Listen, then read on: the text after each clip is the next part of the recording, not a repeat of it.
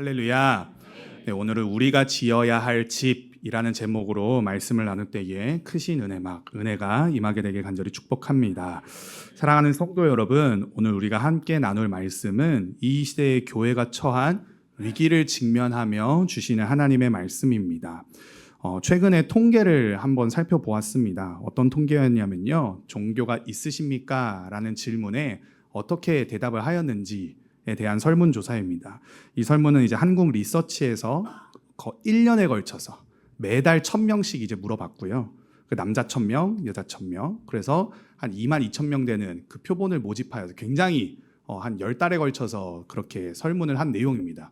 2024년 한 해 동안 이제 계속적으로 이제 묻고 기록을 한 내용인데요.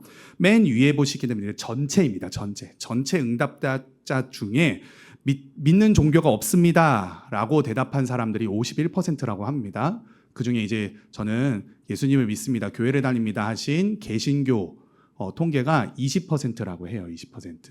그러니까 그렇게 많은 숫자가 아닙니다. 옛날에는 막 부흥의 시대 때에는 뭐 40% 막 이렇게까지도 갔었는데 많이 줄고 있다고 합니다. 근데 더 큰 위기감은 무엇이냐? 바로 청년의 세대, 그리고 주일학교, 그러니까 이제 청소년 시기에 이제 아이들의 그 비율이 굉장히 많이 감소되고 있다라는 거예요. 여기 전체가 있고요. 그 다음에 이제 남자 여자의 성 비율이고 그 다음서부터 이제 나이대별로인데요. 이 설문조사는 특별히 19세부터, 그러니까 청년의 때서부터 기록된 모집된 설문조사인데 19세에서 29세까지의 그 개신교, 기독교 숫자 퍼센테이지 보니까 고작 13%밖에 안 됩니다. 네. 그러니까 20대 청년들의 길을 가고 있다가 물어보면 10명을 붙잡으면은 한 사람만 저는 교회 다닙니다라고 얘기를 한다는 거예요. 네, 무종교, 그러니까 종교가 없다라고 대답한 응답의 수가 엄청나게 높죠. 70%나 된다고 합니다. 그러니까 종교의 필요성을 느끼지 못하고 내가 왜 종교를 가져야 되는지에 대한 그 의구심, 거기에 더불어 내가 교회를 다닐 이유가 있나? 그래서 13%라고 합니다. 이게 청년의 세대의 지금 숫자인데요. 다른 설문조사를 보게 되면요. 네. 요건 이제 청소년 때 아이들까지 이제 조사를 한 내용인데요. 보시게 되면은 아까 청년의 때도 13%라고 했는데 청소년도 마찬가지입니다. 13%. 네. 근데 더 위기인 것은 무엇이냐? 이 퍼센테이지가 점점 더 줄어들고 있다라는 겁니다. 네. 그러니까 우리 아이들이 지금 처한 학교의 현장, 교실의 현장, 학원의 현장은 10명의 아이들이 모이면 그 중에 우리 아이들만 교회를 다니는 거예요. 이해가 되세요? 네. 우리 아이들만 교회를 다닌다고요. 그러지 않은 환경과 그런 친구들을 만난 게 오히려 축복인 지금의 시기를 저희들이 바라보게 됩니다. 종교가 없다고 대답한 응답의 퍼센테이지, 청소년들도 마찬가지로 무려 72.4%가 됩니다. 종교를 가지고 있는 중고등학생이 30%가 채 되지 않고요. 그나마도 개신교라고 대답한 응답자 수는 고작 13.6%입니다. 과거에는 교회가 문화의 중심이었습니다. 그리고 교육의 중심이었고 가정이 붙들 수 있는, 기댈 수 있는 안전한 처소였다라고 한다면 이제 젊은 세대들에게 교회는 별로 그렇게 메리트가 없는, 그저 사람들이 모이기만 하는 그러한 곳으로 전락되어 버렸다라는 사실이죠. 사랑하는 여러분, 오늘 이 시간 특별히 저희들이 함께 생각해 보고자 하는 것이 있습니다. 저희들이 특별히 NGP 사역을 하고 있잖아요. 이 교회 건축을 지금 하려고 하는 이 시점에 우리 은혜마을 교회에 하나님이 허락하신 이 NGP 사역이 단지 건물을 짓는 일로만 하나님이 허락하신 일인가? 절대로 그렇게 저희들이 받아들일 수가 없는 현실을 지금 살아가고 있다는 겁니다. 이 시간 하나님의 말씀을 통해 진짜 하나님이 바라시고 원하시는 마음과 생각이 무엇인지를 발견할 수 있게 되기를 간절히 축복합니다. 우리가 정말로 지어야 할 집이 무엇인가? 그리고 그 집은 누구를 위해서 지어야 하는 것인가? 우리는 지금 어떤 집을 짓고 있는지를 함께 살펴보기를 원합니다. 오늘 읽었던 저희들 본문의 말씀, 학개서의 말씀의 배경은 이렇습니다. 저희들이 목사님을 통하여서 느헤미야 말씀을 계속 강의를 듣고 있지 않습니까? 느헤미야 말씀은 이제 막 바벨론 포로기를 지나고 이제 막 예루살렘에 들어가서 이제 막 성전 건축을 하자라는 그 막 뜨거운 마음들이 일어났던 시기입니다. 물론 많은 어려움과 고초들이 도사리고 있었지만 그럼에도 그들이 하나님을 향한 열정과 열심으로 성전을 짓기를 시작하였죠. 근데 문제가 생깁니다. 이게 시간을 거듭할수록 계속 어려운 일들만 반복되어서 마주하게 되는 거예요. 이스라엘 백성들이 바벨론 포로 시기를 지나 예루살렘으로 돌아왔는데 성전 재건의 명령을 받고 예루살렘으로 돌아왔지만 시간이 흐르면서 백성들이요 계속적으로 마주하는 어려움, 힘듦 그것들에 이제 더 이상 성전 건축 못하겠습니다 라고 멈추었습니다. 그리고 자신들의 삶을 채비하고 꾸리기에 급급하였습니다. 그들은 이렇게 말했습니다. 2절 말씀을 함께 보실까요? 2절 말씀. 네, 시작. 만군의 여호와가 여호와의 전을 건축할 시기가 이르지 아니하였다 하느니라. 아멘. 지금 이 이스라엘 백성들이 뭐라고 이야기를 하고 있습니까? 여호와의 전을 건축할 시기가 이르지 아니하였다. 그러니까 우리 성전 짓지 말자. 예루살렘에 정작 들어와 보니 그리고 예루살렘에 1년, 2년, 5년, 10년 그렇게 머물러 보니 이 성전을 지어보려고 하는 일들이 만만치 않은 거예요. 유대인들 내부적으로도 일어나는 갈등의 문제들 여러 가지 많은 문제들도 있었고 외부적으로의 요인들도 굉장히 많았습니다. 그러니까 상황과 형편을 보자면 이거는 절대로 하면 안 되는 것으로 여겨진 거예요. 그래서 이스라엘 백성들이 소리 높여서 하나님을 향하여 소리친 겁니다. 우리 건축할 시기가 아닙니다. 근데 이 말씀을 이 이스라엘 백성들의 이야기 목소리를 누가 들으셨어요? 하나님이 들으셨습니다. 하나님이 들으셨다라는 거죠. 그리고 하나님은 이렇게 말씀하십니다. 4절 말씀 같이 읽겠습니다. 시작. 이 성전이 황폐하였거늘 너희가 이때에 판벽한 집에 거주하는 것이 옳으냐. 아멘. 하나님께서는 이스라엘이 처한 상황에서 이스라엘 백성들이 자신들의 문제를 마주하였을 때 했던 선택의 결과가 어떤 것인지에 대하여서 학개 선지자를 통하여서 지금 말씀하여 주고 계십니다. 지금 이스라엘 상황을 보시고 하나님께서 탄식하시는 거예요. 이스라엘이 지금 하나님께 대하여 목소리를 높이고 있는 그 소리를 들으시고 하나님께서 지금 탄식하고 계시는 겁니다. 이 이스라엘 백성들이 먼저 회복하고 먼저 챙겨야 했으며 먼저 돌봐야 될 것들이 있었는데 지금 그들의 마음, 그들의 시선, 그들의 생각이 다른 데 있다라는 것에 하나님께서 그 마음을 애곡해 하셨다라는 겁니다. 하나님의 집은 지금 어떤 상태입니까? 황폐해진 상황이잖아요. 이미 무너져서 재건을 해야 되는 상황인데 재건을 하기는 그냥 우리 짓지 말자 하고 있는 이 상황. 하나님의 집이 지금 무너진 채 방치되어 있습니다. 사람들은 자신들의 집을 짓기 급급합니다. 자신들의 집을 꾸미게 되죠. 안정을 추구합니다. 내 삶을 먼저 돌보는 것이 중요하죠. 하나님도 이해하시죠? 그들의 삶은 점점 하나님 중심이 아니라 자기 중심이 되어 살아가게 됩니다. 사랑하는 여러분, 이 말씀이 단지 이스라엘 백성들에게만 해당되는 말씀일까요? 아닙니다. 오늘 우리의 교회, 우리의 가정, 우리의 삶도 이러한 도전을 똑같이 받고 있다는 거죠. 혹시 저와 여러분들은 하나님의 집을 뒷전으로 미뤄두고 자기만을 위한 삶을 몰두하며 몰입하며 살아가고 있지는 않는가냐는 겁니다. 혹시 우리도 언젠가 기회가 되면 지금은 좀 바쁘고 내 상황과 형편이 정말로 목에 차오를 것 같은 그 힘듦 때문에 하나님도 이해하시죠. 저 조금만 이 상황 나아지고 형편 좀 나아지면 그때 하나님께 드리겠습니다. 헌신하겠습니다. 하나님의 일은 뒤로 미뤄준 채 자기의 삶에만 몰두하고 있는 모습들은 아닌지 학개 선지자는 이 사실을 지금 우리들에게 기록으로서 하나님의 말씀으로서 알려주고 있다는 겁니다. 사랑하는 여러분, 건축은 단지 물리적인 것만을 뜻하는 것이 아닙니다. 물리적인 세워지는 하나하나 세워가는 건물만을 의미하는 것이 아닙니다. 그것은 또한 우리의 믿음의 우선순위를 드러내게 되어 있다는 겁니다. 무너진 하나님의 집은 무엇을 상징하는 것일까요? 바로 무너진 우리의 영적 상태를 보여주는 것 아니겠습니까? 지금 현재 우리 한국교회가 마주하고 있는 현실, 아니 저와 여러분들 그리고 우리 다음 세대 아이들이 마주하고 있는 그 현실이 정확히 무너진 하나님의 성전, 그 영적인 상태를 보여주고 있다는 사실입니다. 하나님께서는 이렇게 학개 선지자를 통하여서 이스라엘 백성들의 현실을 마주하게 하십니다. 진짜 너희들이 봤어야 될 현실, 진짜 너희들이 마주하고 있는 현실, 그것을 지금 보여주시고 해석해주고 계십니다. 1장 6절 말씀 읽어보실까요? 시작. 너희가 많이 뿌릴지라도 수확이 적으며 먹을지라도 배부르지 못하며 마실지라도 흡족하지 못하며 입어도 따뜻하지 못하며 일꾼이 삭슬 받아도 그것을 구멍 뚫어진 전대에 넣음이 되느니라. 아멘. 많이 뿌립니다. 지금 내 삶을 챙겨야 하니까 하나님의 성전을 건축하는 일보다 내 상황과 내 형편, 내 가정을 챙기는 것이 더 먼저인 거예요.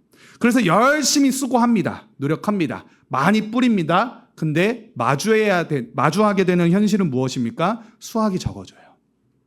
먹는데 배부르지가 못합니다. 마시는데 계속 목이 마릅니다. 입어도 따뜻하지 못하고 일꾼이 삭슬 받습니다.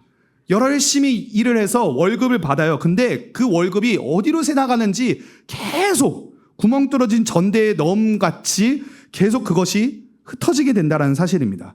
왜 이런 일을 이스라엘 백성들이 마주합니까? 왜 이런 현실을 마주하게 됩니까? 그들은 이런 현실을 마주하기 싫어서 하나님의 성전 짓는 것을 포기하고 지금 자신들의 삶을 위하여서 내던졌잖아요. 근데 왜 자꾸만 이러한 현실을 마주하게 되느냐라는 거죠. 왜요? 바로 하나님의 집이 황폐하여졌기 때문입니다. 하나님을 삶의 중심에서 밀어내었기 때문에 그렇다라는 사실입니다. 사랑하는 여러분, 하나님을 저와 여러분들의 삶의 중심에서 밀어낼 때에 우리의 인생이 겉으로는 풍요로워질 것 같습니다. 그럴듯한 인생의 계획들과 설계들로 이렇게 살아가면 될 거야. 그런데 우리의 속은 어떻게 됩니까? 허무함과 메마름으로, 궁핍함으로 가득하게 된다는 사실이죠. 사랑하는 여러분, 예수님 없는 성공이 진짜 성공이겠습니까? 예수님 없는 인생의 형통이 정말로 형통이겠습니까? 하나님의 임재가 없고 하나님의 영광이 없는 인생이 정말로 축복을 경험할 수 있겠습니까? 하나님의 영광이 머물지 않는 교회, 하나님의 임재가 없어진 교회, 다음 세대가 사라지는 교회, 하나님이 어떠한 분이시고 예수님이 어떠한 분이시며 그분이 나를 어떻게 사랑하시며 그분이 나를 위해서 어떤 일까지 감당하셨는지를 모른 채로, 잃어버린 채로 살아가는 그 다음 세대에 소망이 있겠느냐라는 사실입니다. 우리 아이들에게 아무리 좋은 것을 제공을 하고 아무리 멋진 것들을 입혀주고 먹여준다 한들 우리 아이들의 삶이 진정한 평안과 안녕을 누리며 살 수 있겠습니까? 그것은 결국 지속될 수 없는, 영원할 수 없는, 끝이 이미 예견된 허무한 인생이라는 사실인 것이죠. 하나님은요, 이렇듯 이스라엘 백성들에게 말씀하십니다. 1장 10절 말씀 시작. 땅은 산물을 그쳤으며. 저주죠, 저주. 근데 이 일을 지금 누가 행하고 계십니까? 하나님이 행하고 계십니다. 사랑하는 여러분, 저와 여러분들은 오늘날 많은 것을 가졌지만 깊은 만족이 없는 것들을 마주할 수 있습니다. 아니, 이 현실, 이 세상을 살아가고 있는 사람들의 정체가 바로 그러하죠. 깊은 만족을 경험할 수 없죠. 삶이 분주한데 근데 영혼은 공허합니다. 그 이유가 무엇일까요? 하나님의 임재가 떠난 곳에, 하나님의 임재가 없는 곳에 지금 우리의 시선과 마음과 우리의 육체가 머물고 있기 때문은 아닌가냐라는 것입니다. 하나님 없이 하나님의 집을 세워야 하는데 하나님이 안 계시는 거예요. 그래서 하나님과 함께하고자 집을 세워야 하는 지금의 현재의 상황인 건데 그 집을 세우지 않고 있는 겁니다. 결국 우리가 세우고자 하는, 우리 중심에서 세우는 그 집, 하나님 없이 세워지는 그 집들은 결국 어떻게 되어집니까? 무너지게 됩니다. 사랑하는 여러분, 지금 저와 여러분들이 드리는 헌신은 무엇을 위한 헌신입니까? 저와 여러분들이 지금 하고 있는 그 수고는 무엇을 위한 수고입니까? 지금 저와 여러분들이 매달리고 있는 그 현실의 문제들은 무엇을 위하여서 지금 매달리고 나아가고 있냐는 거예요. 혹시 자녀를 위한 좋은 집은 짓고 있는데 자녀가 하나님을 만날 수 있는 집은 미뤄둔 채 그저 먼 발치에서만 바라보면서 언젠간 내가 하겠지, 언젠간 나는 할 거야, 그렇게 미뤄두고만 있는 것은 아닌가냐라는 거죠. 사랑하는 여러분, 하나님께서는요 백성들에게 촉구하십니다. 그 간절한 마음과 그 당신의 마음을 우리들에게 알려주기를 원하시는 분이십니다. 학개서 1장 5절 말씀 같이 함께 보실까요? 시작. 그러므로 이제 만군의 여호와가 이같이 말하노니 너희는 너희의 행위를 아멘.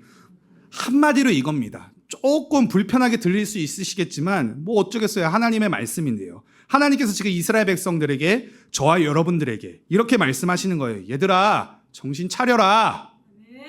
얘들아, 생각 빨리 고쳐라. 그거 아니야. 너희의 행위를 살펴. 지금 너희들이 매달리고 지금 너희들이 붙잡아야 될 것 그거 아니야. 하나님의 집을 봐라. 황폐하고 무너졌잖아. 너희의 행위를 지금 살펴라. 그러면서 말씀하십니다. 1장 8절 시작. 너희는 산에 올라가서 그리하면 내가 그것으로 말미암아 기뻐하고 또 영광을 얻으리라 여호와가 말하였느니라. 아멘. 하나님께서 뭐라고 말씀하십니까? 너희는 산에 올라가라. 이제 올라가라. 하나님께서요, 지금 당장 성전을 지으라고 말씀하십니다. 나중으로 미룰 일이 아니라는 거예요. 지금 당장 산으로 올라가라. 이 성전은 단지 예배를 드리는 공간만이 아닙니다. 다음 세대가 하나님의 임재를 경험할지, 믿음이 계승될 하나님이 주인 되신 주님의 몸된 교회이지 않습니까? 지금 저와 여러분들이 세우려는, 지금 저희들이 마주하고 있는 이 NGP는 단지 콘크리트를 아름답게 굳혀서 세우는 구조물이 아닙니다. 그곳에서 우리 아이들이 예배하고, 그곳에서 청년들이 말씀을 깨우치고, 무너진 가정이 회복되고, 하나님을 잃어버린 영혼들이 하나님을 만나고, 죽었던 영혼들이 살아나는 하나님의 집이라는 사실입니다. 사랑하는 여러분, 하나님의 마음을 깨닫게 되기를 간절히 축복합니다. 우리가 짓는 건물 하나, 단순히 그쯤이 아니라 그 안에 임재하실 하나님의 영광을 하나님도 바라보세요. 그 집은 다음 세대가 예배드릴 집입니다. 복음이 살아 숨쉴 집입니다.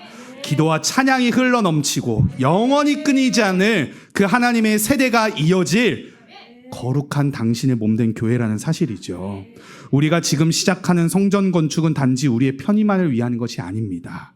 다음 세대를 위해 그들이 하나님을 만나고 예배할 수 있는 신앙의 터전을 짓는 일들이라는 사실이죠. 믿음의 유산을 잇는 작업들이라는 사실입니다. 이스라엘 백성들의 지금 하나님께서는 촉구하고 계십니다. 당장 지금 일어나서 산으로 올라가라. 학개 선지자를 통하여서 이 말씀이 선포됩니다. 그때 놀라운 일들이 일어납니다. 이스라엘의 총독이었던 수룹바벨, 그리고 이스라엘의 대제사장이었던 여호수아, 그리고 이스라엘 모든 백성들이요, 학개 선지자를 통하여서 선포된 이 하나님의 말씀에 어떻게 반응합니까? 믿음으로 반응합니다. 순종합니다. 그래서 하나님께서 요구하신 이 일들 앞에 당장 건축을 시작하게 됩니다. 왜 그들이 갑자기 이렇게 믿음으로 반응하게 되었을까요? 12절 말씀 같이 함께 읽어보시겠습니다. 시작. 사에디엘의 아들 수룹바벨과 남은 백성이 여호와의 목소리와 선지자 학개의 말을 들었으니 이는 그들의 하나님 여호와께서 그를 보내셨음이라. 백성이 다 여호와를 경외하매. 아멘. 이들이 왜 갑자기 이렇게 반응할 수 있었습니까? 그들 안엔 그럼에도 불구하고 하나님을 경외하는 마음이 있었기 때문에 그렇습니다. 사랑하는 여러분, 성전 건축 아무나 하는 거 아닙니다. 아무 교회나 할 수 없습니다. 어떤 교회가 할 수 있습니까? 어떤 사람들이 할 수 있는 것입니까? 하나님을 경외하는 사람들이 할 수 있는 일입니다. 하나님이요, 지금 그들을 보고 계신 거예요. 그리고 교회를 보시는 거예요. 저들 속에 경외하는 마음이 있구나. 그러니까 다음 세대를 약속하여 주시는 겁니다. 하나님을 경외하는 마음, 그 하나님을 경외하는 마음, 그 마음, 그것이 그들의 마음을 결국 감동시켰고 결국 그들의 마음과 삶의 모습 속에 순종의 모습으로 나아갈 수 있도록 이어지게 되었다는 사실이죠. 그때 이스라엘 백성들에게 어떠한 축복과 은혜가 임하게 됩니까? 13절 말씀입니다. 시작. 그때 여호와의 사자 학개가 여호와의 위임을 받아 백성에게 말하여 이르되 여호와가 말하노니 내가 너희와 함께 하노라 하니라. 아멘. 하나님의 마음을 깨닫고 그 하나님의 말씀 앞에 경외함으로 믿음으로 순종하는 자에게 하나님이 어떠한 은혜를 예비하십니까? 함께 하시는 은혜를 주십니다. 임마누엘, 내가 너희와 영원히 함께 하리라. 사랑하는 여러분, 하나님께서 영원히 함께 하신다 말씀하시는 거예요. 우리 마음속에 거하심도 분명하거니와 우리와 함께 하시기 위하여 당신의 몸된 처소 교회를 세우시고 그곳 가운데 우리와 영원히 함께 하시겠다 약속하신다는 사실입니다. 하나님은 건축에 필요한 모든 것보다 더 중요한 동행의 약속을 허락하셨다라는 거예요. 너희들이 이 일을 감당하려고? 그래, 알겠다. 그럼 내가 너희와 함께 할게. 너희들이 이것들을 해보겠다고? 야, 어떻게 이것들을 하려고? 근데 나를 경외하는 마음으로 이것들을 해보겠다고? 그래, 알겠다. 그렇다면 내가 너희와 함께 하겠다. 사랑하는 여러분, 우리 헌신이 미약해 보일 수 있습니다. 우리가 드려지는 물질 굉장히 작아 보일 수 있습니다. 그런데 그곳 가운데 하나님이 함께 하시겠다 하는 거예요. 하나님이 함께 하시면 놀라운 일들이 시작됩니다. 학기 선지자를 통하여 이 감동을 주셨고 마침내 백성은 성전 건축을 다시금 시작하게 됩니다. 하나님의 집이 회복이 되기 시작한 것이죠. 사랑하는 여러분, 지금 저와 여러분들은 굉장히 중요한 결단의 시점에 서 있습니다. 지금 짓는 이 집은, 이 성전은 다음 세대가 하나님을 만날 수 있는 성전입니다.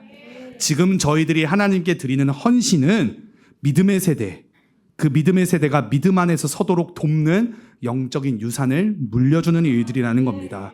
혹시 이런 마음이 드실지도 모릅니다. 저는 가진 것이 너무 없어요. 가진 것이 많지 않습니다. 그러니까 기도밖에 못하겠는데요.